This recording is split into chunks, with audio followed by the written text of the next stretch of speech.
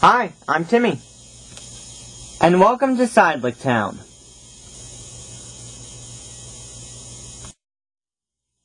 Today in Sidelick Town, we'll see what happens when Corey wants to be fearless and help Nick watch over the supermarket. But first, there's a mystery for Nick to solve.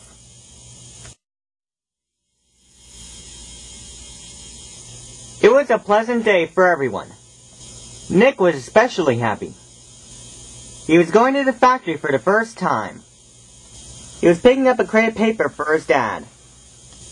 He arrived at the pickup room with Bacon Chum. Just then, Timmy showed up. "Hello, Nick," he said. "What are you doing?" "I'm getting a package for my dad," replied Nick. "It should be coming any moment." The box went down the conveyor belt. Nick placed it inside Bacon Chum. "Ray and Oscar are having an eating contest over the Grease Galley," announced Timmy. "Let's go see who will win." "That would be cool to see," chuckled Nick. "Let's go." But Nick forgot all about the cart full of paper.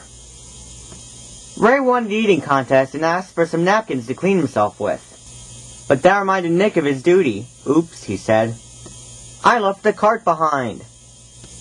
He hurried back to the factory, but when he found the pickup room, Bacon Chum was gone. "How can that be?" wailed Nick. "I left it right there." "What's wrong, Nick?" asked Timmy. "My paper is gone," sighed Nick. "Perhaps another lick picked it up." "I'll go get some of the others," said Timmy. "You just look around this room." That's just what Nick did. He looked inside things and under things. Meanwhile, Jeff, Ray, and Billy asked some of the little licks. Timmy and Oscar looked around the warehouse. But none of them found a cart with paper. "I'm sorry, Nick," muttered Timmy, "but the box wasn't put back in the storage room." "None of the Lolics have seen it either," said Billy. "I don't get it," pondered Nick. "I put the cart right here next to the conveyor belt." Timmy smiled. "Maybe you didn't. Nick, which way did we leave the factory?" "We went through the storage room," said Nick, "and arrived at one of the cart yards, then we walked out the other door."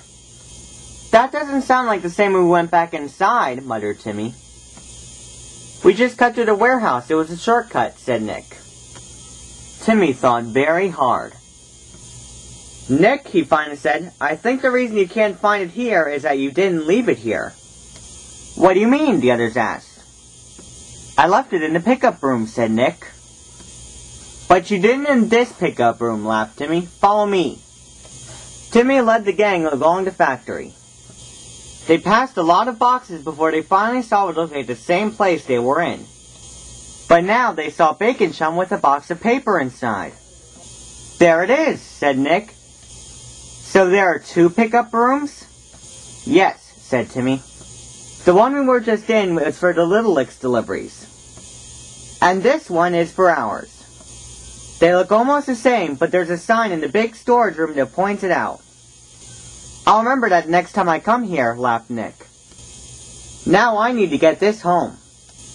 "We've been here dozens of times," reminded Billy. "We can show you the way out." "No thanks," said Nick. "I've enjoyed having to solve a mystery. I want to solve another." That's just what he did. He went through the warehouse. He turned into the other pickup room and knew it was the wrong way, so he went back. He passed through a yard of shopping carts and rode along home. "Boy, do I have a story to tell Dad," he chuckled. And he certainly did. Tonight, Nick is guarding the supermarket for Gary. But he isn't familiar with all the noises he might hear. Do you think you can help him discover what they are? First, he hears a banging noise. Could it be a robber or something else?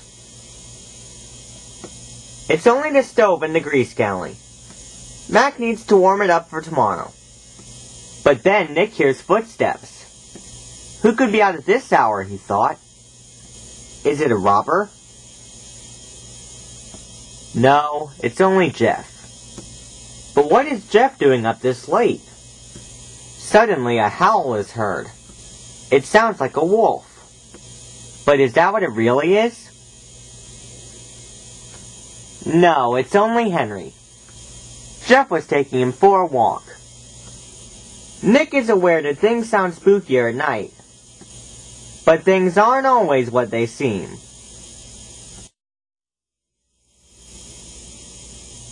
Once a year, Cory takes his family on a vacation to a lonely and cold spot at the bottom of Psyduck World. It's full of snow they play in.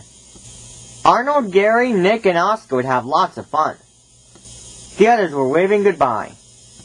"Cory," asked Billy, "could you bring back an icicle for me? I've always wanted to see one." "I'll be sure to get you one," promised Cory. "There's an ice cave we climb up to." Timmy hooked a car up to his train, and they were on their way. The trip was long, but at last they saw piles of snow. Timmy said he'd be back in a few days, and he left the happy family there. Nick and Oscar instantly built snowlicks. Gary and Arnold wanted to see the cabin, but Cory got on his promise to Billy. But the roof was very high. He wasn't sure he'd be able to make it. He called in Oscar and Nick. "We can use those as ladders," he said. "Do you want to collect icicles?" Oscar and Nick certainly did. They scurried up, but Cory warned them to hold to the bars and go up slowly. Nick obeyed his father, but Oscar felt daring. He reached up for an icicle, but suddenly he slipped. The ladder fell, heading straight for Cory. He dodged a collapse, but forgot his nephew was on it. "That was almost as fun as going to the boxer," laughed Oscar. Gary and Arnold heard the noise and came to see what happened. He explained to them. "So why did you hide from the ladder?" asked Arnold. "I thought you were fearless." "I am," replied Cory. "He was once, Arnold," said Gary. "But he's older now and can't handle such things. He might have been in the war," he added, "but he has been careful ever since." Gary and Arnold took Oscar and Nick inside, but Cory stayed behind. "I still am fearless," he told himself. "That ladder just caught me off guard. I'll show them that I'm as useful as Arnold, the youngest of us." But Cory did not have a clue how he would do that. The next day he glanced up at the ceiling again. He still needed to get that icicle. Suddenly, Cory had an idea. "Oscar and Nick must think it's not cool to hold onto a ladder," he thought. "That's why Oscar did that stunt. Well then, I'll be as cool as he was." Cory stepped up the ladder with his hands in the air. Nick and Oscar were looking for him, and when they saw him doing this, they gasped. "Look at where my dad is," cried Nick. "That's the bravest thing to do," said Oscar. Oscar cheered and Nick whistled. Cory felt very proud now, but he was so happy that he didn't notice how high he was. And with one false move, the ladder started to tip. He tried to make it look cool, but he just tumbled into the snow. Gary heard that, too. "Are you crazy, Cory?" he snapped. "Since when do you climb a ladder like an immature child?" "I think you need to think." "You might be fearless again, Cory," sighed Arnold, "but now you're also silly." Cory sulked in the snow. He didn't know what to think. Should I try to be cool and impress the others, he asked himself. Or should I be safe instead? Why was he even climbing the ladder? He had completely forgotten. The icicle was for Billy, and Billy would like him whether he was cool or not. And so would everyone else. "I'm letting 41 go to my head," he groaned. "I need to get that icicle, the safe way." Cory climbed the ladder again, but held onto the bars tightly. He stayed very stable and grabbed an icicle. But then he felt the ladder slip once more. But he didn't fall. He looked down and saw everyone holding it steady. "Guys," he smiled, "thank you." "No problem, Dad," said Nick. "We knew you'd go back up there," chuckled Oscar.